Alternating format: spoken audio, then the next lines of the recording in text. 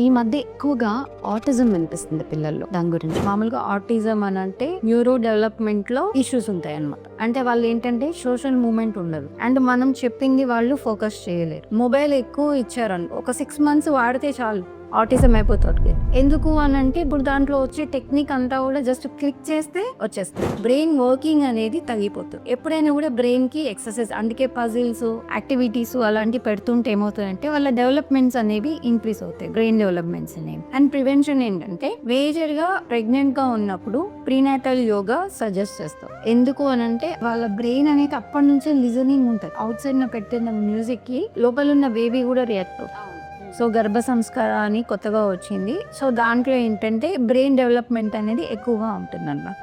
Compulsory pregnancy టైంలో యోగా చేయడం వల్ల చాలా హెల్ప్ అవుతుంది అండ్ నార్మల్ డెలివరీ అవ్వడానికి కూడా సపోర్ట్ చేస్తుంది.